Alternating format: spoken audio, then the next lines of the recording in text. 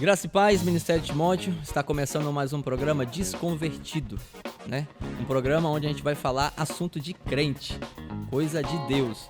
E hoje, né, temos o nosso ilustre convidado, nosso primeiro convidado, o criador da frase "Vamos produzir". Mas antes de você dar sequência nesse vídeo, não esquece de se inscrever no canal, compartilhar com alguém, deixar aí o seu like, para que mais pessoas também possam ouvir e compartilhar desse conteúdo tão maravilhoso. Pastor Silas, seja bem-vindo ao Desconvertido. Eu que agradeço, graças e paz a todos. Eu espero que essa série de vídeos que serão tratados aqui, principalmente focado no público jovem, possa ajudar muito, né, esses jovens aí a crescer na graça e no conhecimento. Eu agradeço mais uma vez e espero contribuir, né, Pastor Simão? Com certeza, vai contribuir bastante.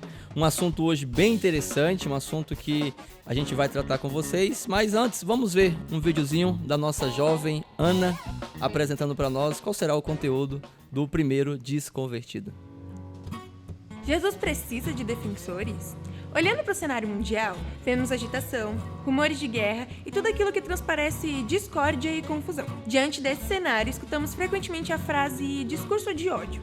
Tudo isso por conta da pessoa de Cristo, o Jesus que a Bíblia mostra, que é fundador, sustentador e consumador do cristianismo. No episódio de hoje, veremos se de fato Jesus Cristo precisa de defensores. Afinal, defender Jesus não é uma coisa nova. Desde os tempos ao qual Jesus caminhava com seus discípulos, vemos a cena de Pedro, no monte, levantando a sua espada para defender o seu mestre, cortando a orelha de Malco, o servo do sumo sacerdote. Será que nos tempos atuais temos levantado espadas para defender Jesus? Será que de fato Jesus precisa de defensores? O que de fato Jesus espera de nós, jovens no tempo atual? As respostas para essas e para outras perguntas nós vemos agora, no episódio de hoje.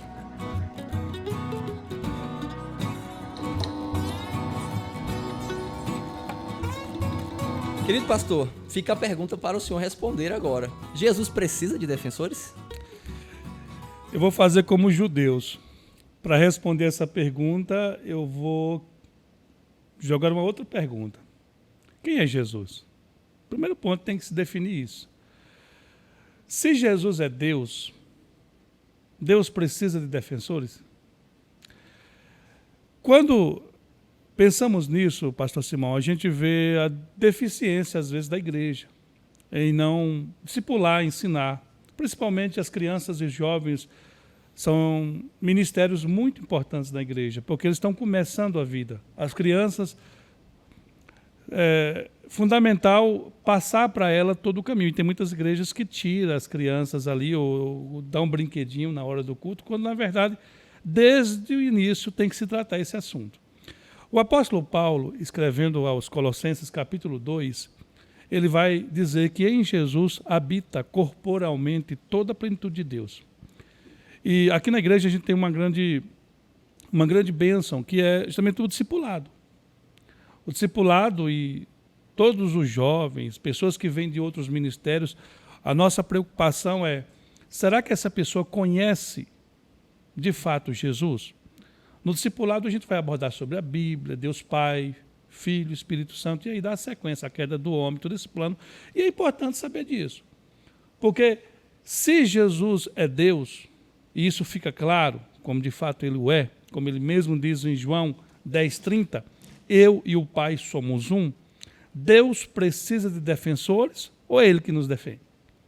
Então a pergunta, ou a resposta para essa pergunta, Jesus precisa de defensores? Não. No sentido da palavra do Cristo, Deus, não. Pastor, quando nós lemos Mateus, capítulo 26, exatamente o verso... a partir do verso 36, quando Jesus está no Getsemane, a gente vê o anseio de Pedro em querer defender. Mas será que dentro do sentimento do homem em si, nesse sentido não entra que talvez defender a fé e defender Jesus é a mesma coisa? Porque a gente vê esse anseio em Pedro, sacando ali a espada, tentando mostrar o seu amor por Jesus, o sentimento de proteção. Hoje em dia a gente vê realmente, dentro do cristianismo, um sentimento de tentar defender a fé ao ponto que transparece que está defendendo Jesus. É a mesma coisa defender a fé e defender Jesus?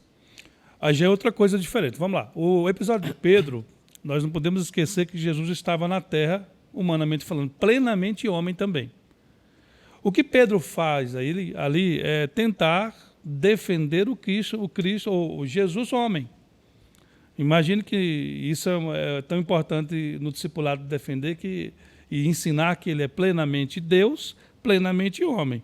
Como Deus não precisa ser defendido. O que Pedro entende ali, a pessoa de Jesus, ele quis defender. Mas hoje Jesus não é mais homem no sentido de carne e osso como foi na época de Pedro. Então hoje ele está glorificado, morreu, ressuscitou no terceiro dia, está à destra de Deus Pai glorificado. A saber, como diz Paulo, Jesus Cristo homem, mas homem glorificado. Então ele precisa de defesa? Não. Agora, quando se fala de defender a fé, já é outra história, já é um mandamento isso aí. Paulo, escrevendo a Timóteo, manda repreender em todo o tempo, ensinar em todo o tempo. Escrevendo a Tito, Paulo fala aqui, Tito 1,9, que nós temos que contradizer os contradizentes da palavra de Deus. Há um desafio nosso. Agora, para novo convertido, Paulo manda deixar e não entrar em discussões loucas. Mas para nós, principalmente para nós, pastores, mestres na palavra, aqueles que se dedicaram à teologia, ao estudo bíblico, já para isso mesmo. Paulo, escrevendo aos Efésios 4,11, ele fala dos dons ministeriais e cabe aos pastores, aos líderes da igreja, aos mestres da igreja, defender com toda a eloquência, com toda a virtude, as doutrinas fundamentais da fé. Senão, entrarão, e Paulo faz isso o tempo todo, lobos devoradores e destruirão o rebanho. Paulo exorta isso, Pedro exorta isso. Então, temos que defender a fé. A fé, sim, porque a fé tem a ver conosco, com a comunidade que fazemos parte, não com Deus.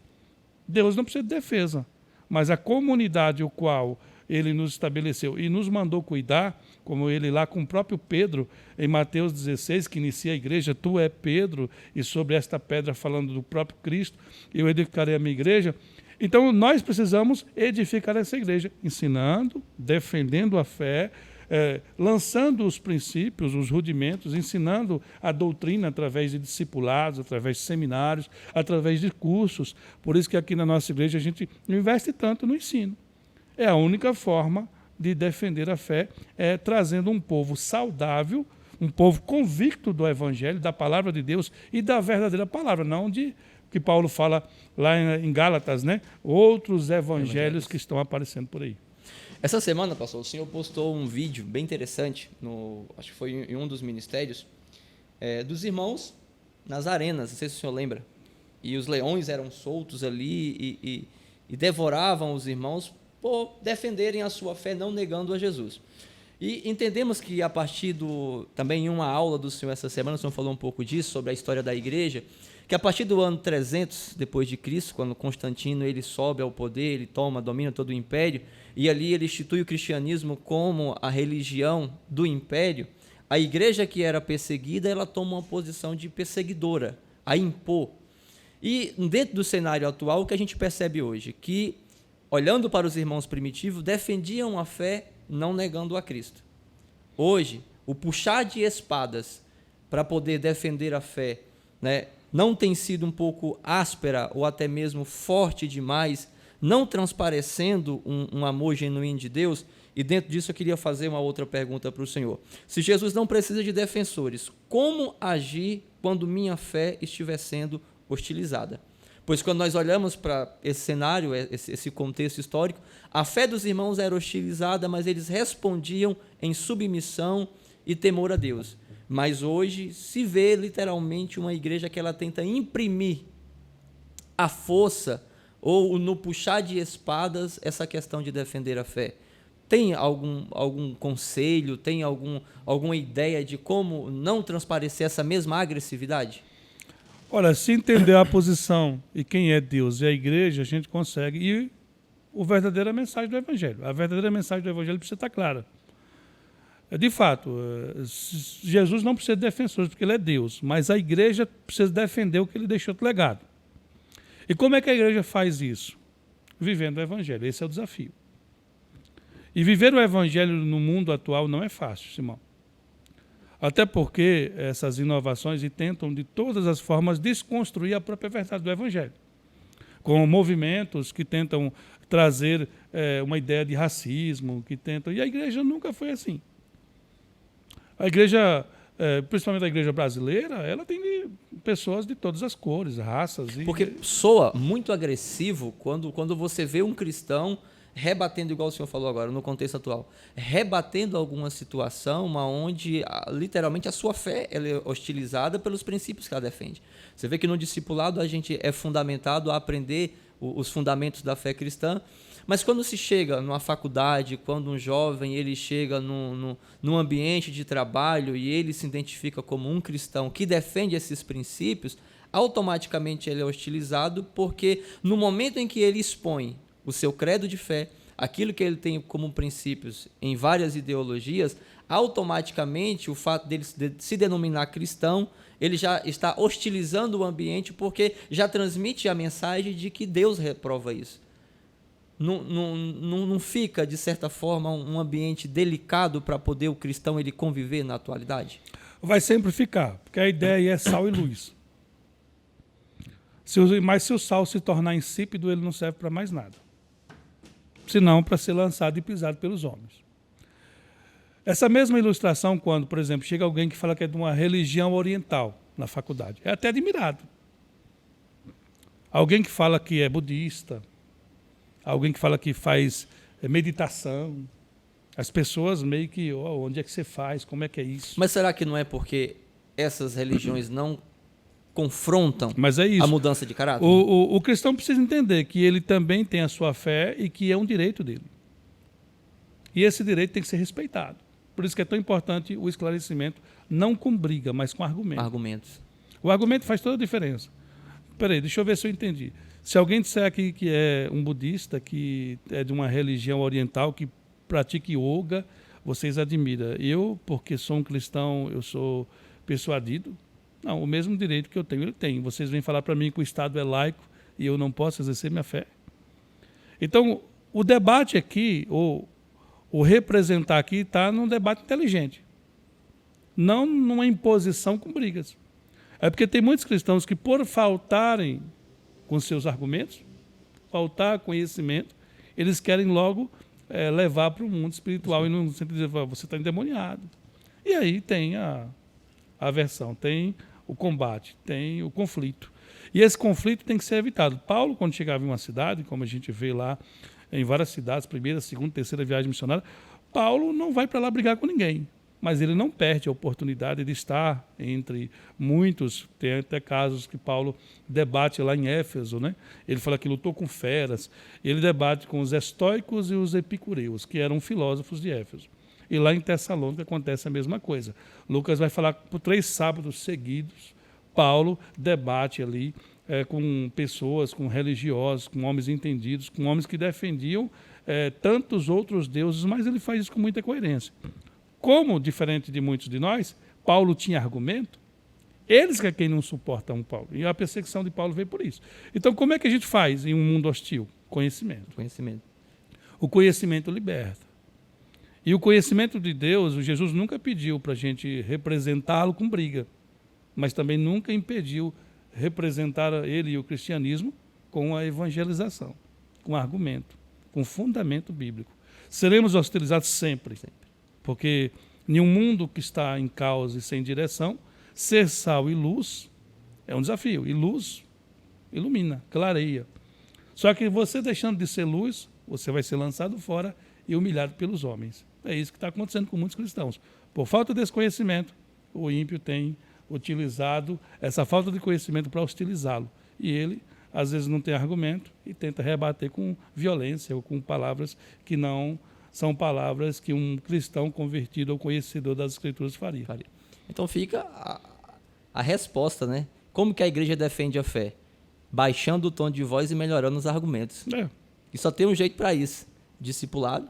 O único momento que Jesus pegou um chicote e entrou no templo foi para cumprir o Antigo Testamento. E ele faz aquilo para dizer que na casa de Deus estava tendo muita coisa errada. Então, vocês fizeram da casa do meu pai um covil de ladrões, já no finalzinho. E ele já faz aquilo para causar depois o seu sacrifício, porque já era o momento.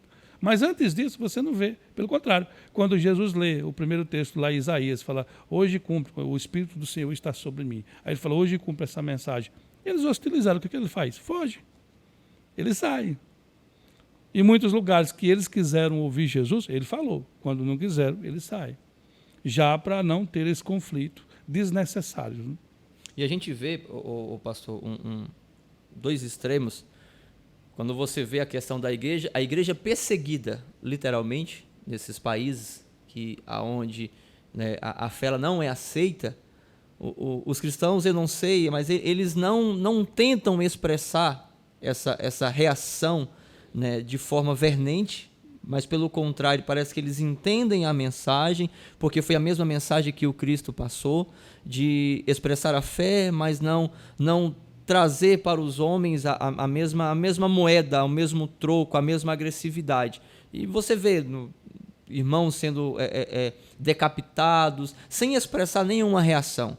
Sendo que hoje, no contexto de igreja, qualquer sentido que vem de aprovação de lei, de alguma ideologia, a igreja ela tem que saber argumentar de forma correta, né, defendendo os seus direitos, tanto como cidadão como cristão, em vez de literalmente ir para esse confronto aonde parece que Deus ele precisa ser vingado. Né? E fica aqui mais uma pergunta que foi encaminhada pelos nossos jovens: como apresentar um Deus de paz diante da hostilidade que a igreja vive hoje?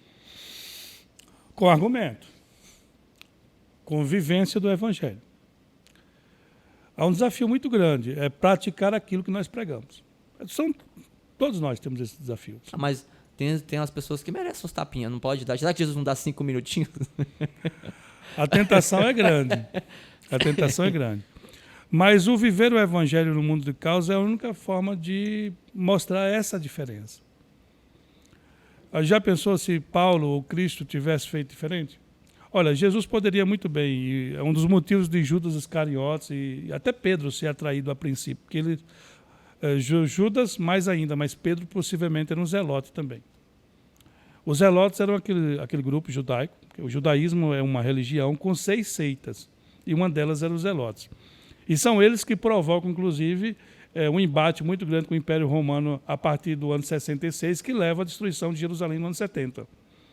Era um grupo radical do judaísmo que queria expulsar Roma de toda a forma da Palestina ali, do Oriente Médio.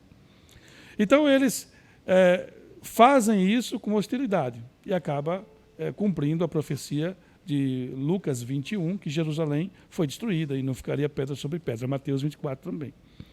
Então Jesus poderia, com aquela multidão que ele estava alcançando, e tem momentos ali que você tem 12 mil pessoas, e Judas talvez, no coração de Judas, essa era a intenção. Ele está ajuntando, arrebanhando tanta gente, para depois ele pegar esse exército e lançar contra o Império Romano e, de fato, libertar Israel. Porque para um judeu, o Messias, o Mashiach, é muito mais do que um cargo religioso. Ele é político também. Ele é um libertador. Seria, em tese, um príncipe, um rei. Então, quando Jesus ele fala que o Filho do Homem seria entregue, e acontece até aquela questão de Mateus 26, quando Maria, com vaso de alabastro, quebra o vaso e unge Jesus para o seu sepultamento.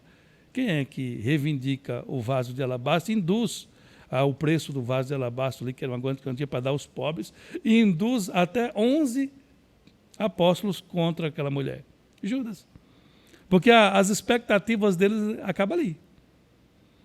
Imagine, Jesus falando que vai ser entregue. O próprio Pedro já tinha sido repreendido e Jesus falou: para trás de mim, Satanás. E o Pedro tinha dito que ele, logo depois disso, que ele ia proteger Jesus e, de fato, tenta cortar a orelha de Malco. Jesus faz o quê?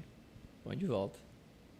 E não reivindica, não faz nenhum exército contra o Império Romano. Só cumpre o que tem que cumprir.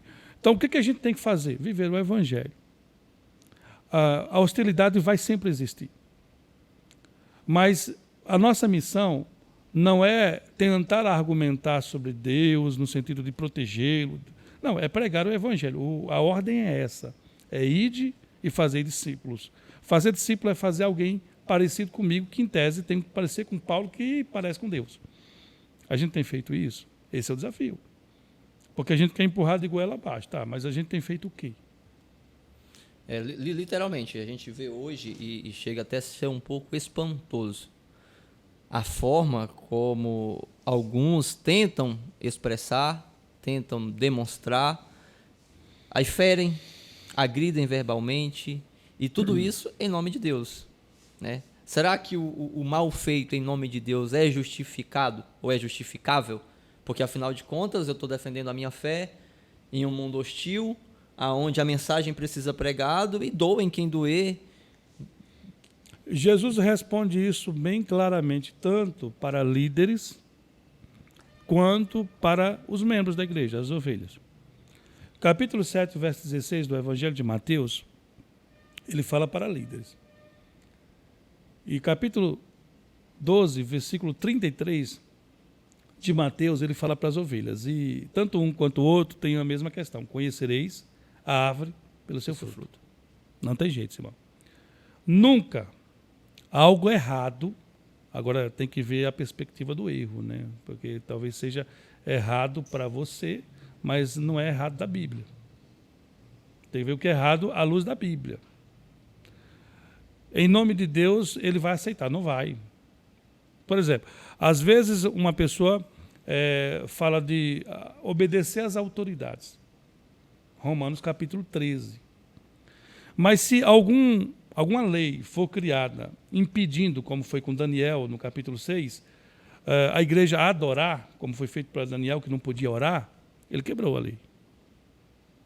Então, na perspectiva da Bíblia, equivale. Não na perspectiva de homens que tentam suprir e impedir a adoração do povo de Deus. Pessoas, por exemplo, a gente vê, né, dentro de um contexto de vivência, para defender aquilo que acredita, que sejam os seus costumes, que sejam as suas tradições, ferem pessoas por até mesmo acreditarem diferente, no sentido desse mal. E agem assim, é justificável porque é em nome de Deus. E a gente vê pessoas nas redes, eu vou usar aqui a questão das redes sociais, que tem sido o canal de maior alcance. E ali você vê pessoas se degladiando nesse sentido, porque fulano é de Satanás, porque fulano é do inferno, e Beltrano fez isso ou aquilo de errado, e tudo aquilo se é justificado porque a pessoa está falando em nome de Deus. Nesse sentido. E a gente vê a nossa geração caminhando para isso, nesse sentido de achar que todo mal feito em nome de Deus ele é justificado. Mas, igual você falou, o mal, o mal que no caso seria o bem que eu estou fazendo, na minha perspectiva, não na perspectiva da palavra e na perspectiva de Deus, né? Quando Josué Erion traficava Bíblias para a União Soviética, ele estava quebrando uma lei do país. Mas é uma lei criada justamente para a palavra não entrar, como é na China, como é na Coreia do Norte, como é na Somália, os países fechados para o evangelho. A janela 1043, que são aqueles 43 países que não querem evangelizar. Como evangelizar esses povos? Então, supostamente, eles têm ali uma verdade, uma lei. Mas para nós cristãos, a gente entende que todas as religiões do mundo, são milhares e milhares delas, mas quantas de fato tem? 2. A verdadeira, no nosso ponto de vista, é o cristianismo, e as outras, que são várias faces de Satanás para induzir as nações ao erro. E aí tem pessoas que às vezes não raciocinam e nem vê essa situação macra toda. Vê o micro, o processo dele, do contexto dele. E acredita no seu pouco conhecimento e desprezando a Bíblia, que aquilo que ele está fazendo é certo. Mas quando, na verdade, a Bíblia fala de outra verdade. É João, capítulo 8, versículo 32, né? Conhecereis a verdade de Deus, a verdade da palavra. E a verdade, ela precisa ser fundamentada, defendida, essa verdade. Então, as pessoas hoje, pastor Simão, eles querem impor a sua verdade. E esquece da verdade das Escrituras. E com isso vai ter conflito, sim. Por exemplo, às vezes tem pessoas famosas aí, como um tempo atrás, que escandalizava e zombava da igreja e depois morreram. Aí tem gente que vai para a rede social e fala bem feito. Bem feito o quê, irmão? A alma do ímpio, ela por Deus é requerida também. E a função da igreja não é fazer macumba santa para matar ninguém. A função da igreja é pregar o evangelho. Então, a alma de uma pessoa dessa tem muita importância para Deus. Mas talvez seja o início de uma seita, uma pessoa dessa, as costas viradas da igreja. Se nós tivéssemos sido mais cristãos e menos ignorantes, porque a pior religião que tem é a ignorância, a gente tinha talvez alcançado mais pessoas.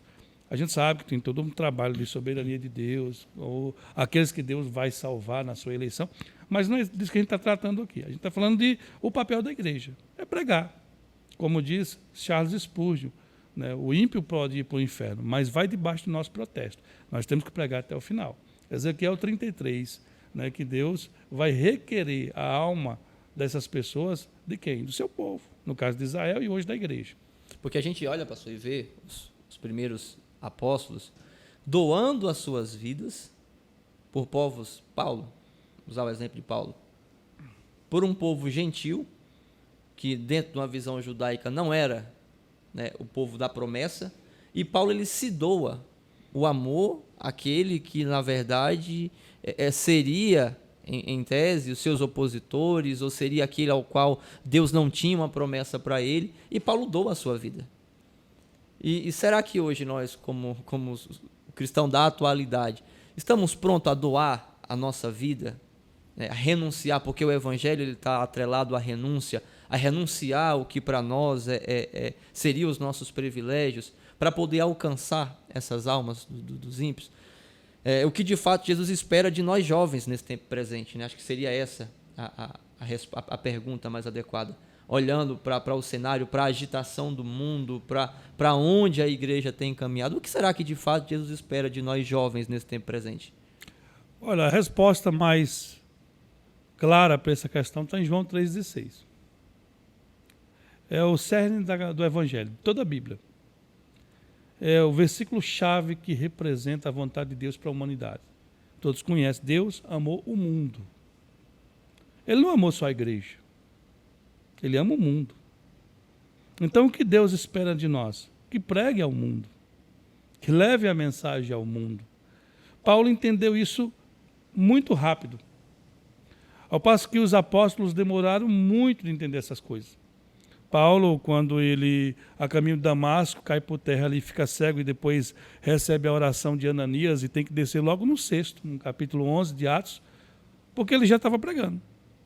Ele entendeu isso rápido. Ele entendeu que o evangelho e o compartilhar do Cristo tinha que ser para todo mundo. E aí ele vai para o deserto da Arábia, mas depois ele volta e vai para a sua região, a região de Tarso, e fica por lá pregando, testificando do evangelho. Os apóstolos só foram cair a ficha 10 anos depois, quando Cornélio tem uma visitação de 2 anjos de Deus, diz Atos 10, e por 3 vezes Pedro resiste o mandato de Deus. Imagina, a religiosidade impede a gente de trabalhar. As nossas concepções, a nossa forma de ler o mundo. Então, o que Deus espera dos jovens? Que viva o versículo-chave da Bíblia. Deus amou o mundo de tal maneira. Essa expressão, de tal maneira, a gente nem compreende. Que é o amor incondicional. Que nós chamamos de amor ágape. É o amor que transcende qualquer tipo de vantagens ou interesses. Ele quis assim. Paulo fala que ele nos amou ainda quando éramos pecadores. Se Deus, que não tem pecado, que construiu todo o universo, amou os pecadores, a igreja tem que fazer o quê? Então, qual é o desafio? Não é viver o pecado com os pecadores, não é fazer de tolo para ganhar os tolos, mas fazer de pecador pecando para ganhar pecador. Não é isso. O jovem precisa ser e viver sal e luz. Precisa ser aquele pelo qual o Senhor represente, faça resplandecer o evangelho no coração de outros jovens. Ser a diferença nessa geração. Ser a diferença num mundo pagão, num mundo difícil, e vai ficar cada vez mais difícil. Hoje nós já falamos de metaversos, né? Essa questão é uma programação já para o futuro imediato, de uma transformação geral em todo modo de pensar. Os nossos jovens estão preparados para isso ou vivemos a era do fazer selfie o tempo todo com biquinho? Esses aí não influenciam ninguém. Pessoas que cantam nas igrejas, mas é o culto da aparência, né? Quando nós estivermos cultuando a nós mesmos, nós não vamos entender e nem representar seu ninguém. Porque o homem, de fato, será amante de si mesmo, mas é o homem, não seria a igreja. A igreja sempre e precisa ser o sal da terra e a luz do mundo. A empatia. Acho que a empatia por esse pecador, o sentimento de ver essa geração talvez caminhando na degradação dos seus pecados e sentir esse amor, né, pastor? E aqui nós fechamos nossas perguntas e respostas, mas nós temos ainda um quadro, que é um quadro surpresa, onde o senhor vai participar agora, né? Cadê os nossos... Nossa equipe? Traz aqui, cadê? Deixa Aí, ó. a Maria Eduardo. A produção. A produção. A produção. Nós temos um quadro, pastor, dentro do nosso Ministério de Jovens, que ele diz o seguinte: se vira e evangeliza. É o quadro que a gente trabalha quando a gente tem as nossas reuniões dos jovens. Como funciona? Dentro desse tema, defender Jesus, ou se Jesus precisa ser defendido, dentro desse baú tem vários objetos. E a gente vai entregar um objeto para o Senhor, e com esse objeto o Senhor vai fundamentar uma mensagem, utilizando esses objetos dentro desse tema. Jesus precisa de defensores, ou Jesus não precisa. Então, assim, tem alguns objetos aqui que são meio estranhos.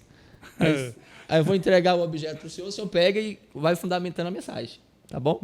Qualquer coisa... É como se eu estivesse usando o objeto para ilustrar uma mensagem. Isso, exatamente. Então, o primeiro objeto que eu vou tirar aqui vai ser... É um canudo? Um canudo. Se o senhor quiser disciplinar os jovens depois, aí o senhor fica à vontade. Como é que eu vou evangelizar com canudo? Se vira e evangeliza. Assim como nós usamos um canudo para sugar a água de dentro do objeto, Deus, através da oração, nos toma para Ele, nos suga para Ele. Está vendo esse canudo, irmão? Ele é torto, mas ele pode ser certo, porque Deus vai te endireitar, seu herege. No lugar da manteiga, a gente pode passar também o azeite. Ou quando se faz um pão, passa-se um mel para adoçar esse pão. O pão ou algum ingrediente que precisa se passar com isso é para dar gosto ao alimento o qual você está passando. Será que Deus também não quer, através disso, dar sabor à vida do jovem? Então, fica aí a dica. Termômetro, esse que já é mais fácil. Como está a tua temperatura com Deus? Teu termômetro. Quando se fala de temperatura, se mede, quando está doente, se mede com um termômetro como esse para ver quantos graus, ou quando passa de 38 graus já é preocupante. A pessoa está doente. Será que existem jovens doentes? Acredito que sim. Mas através do termômetro, que é a palavra de Deus, a gente consegue, através do bom ensino, fazer com que toda doença seja eliminada ou baixe a temperatura aí do mal. Para que serve o espelho? Refletir quem de fato somos. Fazer uma introspectiva todos os dias é a função de cada um de nós. Olhar não só para o que está externo, mas para dentro de nós. E olhando para dentro de nós, percebemos o quanto precisamos mudar. Se a vida te der um limão, faça uma limonada. Ou seja, as coisas azedas, amargas da vida, podem ser modificadas, depende de como você trabalha com elas. Essa é a mensagem do Evangelho. Talvez a vida veio amarga para você, com a infância difícil, com a família desconstruída, mas você com aquilo vai fazer um suco de limão gostoso, bem fresquinho, e vai, através daquilo que foi ruim, transformar em algo bom. Esse é o desafio do Evangelho. E o último? Opa, isso aqui é bom, hein? Os meus recursos estão aplicados onde? Jesus chama a atenção para a gente não fazer e não criar expectativas para tesouros dessa vida, porque a ferrugem e a traça come.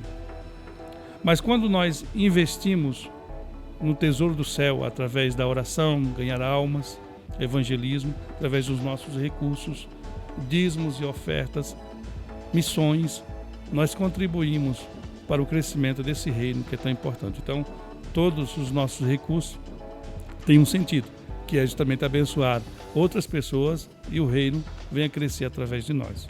Essa é a mensagem do Evangelho. É isso aí. Não é fácil, hein? É o se vira e evangeliza. Então, pastor, obrigado pela participação no Desconvertido. Não é o desconvertido, não é desconvertido. Conversa de crente.